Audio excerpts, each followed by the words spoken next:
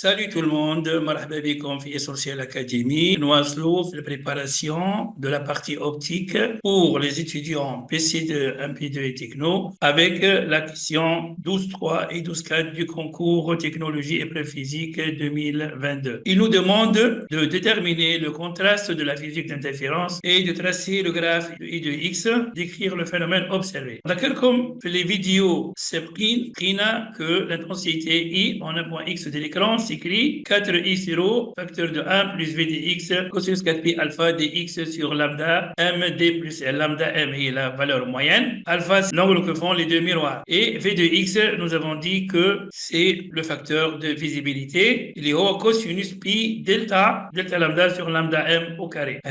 On doit balancer l'expression du contraste C égale à I max moins I min sur I max plus I min. Pour cela, nous devons calculer I max et I min. On trouve I max lorsque cosinus de ce terme est égal à plus 1. Nous devons prendre V de X, la valeur absolue V de X. Donc, on aura I max égale à 4I01 plus la valeur absolue de V de X. Et I min, 4I0 plus la valeur absolue de X. Et ce facteur et le cosinus va prendre la valeur moins 1. Donc, on aura I min égale à 4I0 à moins la valeur absolue de V de X. Et là, on a I max moins I min. Je vais aller I max moins I min, ça fait 4I0 moins 4I0, ça s'en va. Il me reste 8I0 V absolu de V de X. Et I max plus I min, ça fait 8I0. On aura 8I0 V de X sur 8I0. Ça devient C égale à la valeur absolue de V de X. Comment maintenant tracer la figure I de X? Donc, l'année, les étudiants parfois se déstabilisent. Donc, voilà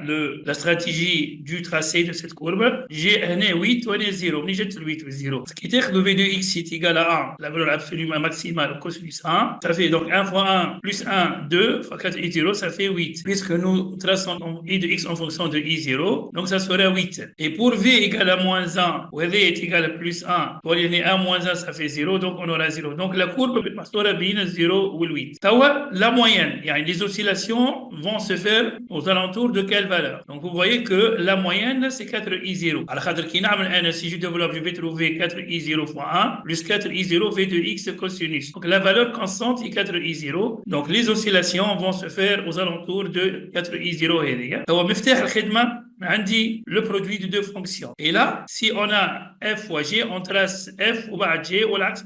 Je trouve la fonction rapide et la fonction lente. Et bien, vous voyez que v de x est une cosinus pi delta lambda. Et delta lambda tombe vers 0. Donc, vous voyez que cosinus, la variation elle est très lente. Et cosinus de ce terme, la variation de cosinus d'un terme très rapide. Donc, on obtient par le tracé de cette fonction, les cosinus pi delta lambda sur lambda m au carré. Donc, voilà. Donc, j'aurai une variation lente du côté Foucault maintenant, j'aurai une autre variation sinusoïdale. Donc ça, c'est V de X. Et à l'intérieur de cette fonction, j'observe des oscillations périodiques. Le cosinus 4pi, alpha dx lambda m, d plus L, les franges qui vont se trouver à l'intérieur de l'enveloppe de la visibilité. Et là, nous allons dire qu'on observe des oscillations périodiques entre une coïncidence et une anti-coïncidence. Et ce phénomène, c'est un brouillage. Et vous allez voir que le coïncidence, le max, c'est l'enveloppe V de X. Le max, c'est cosinus,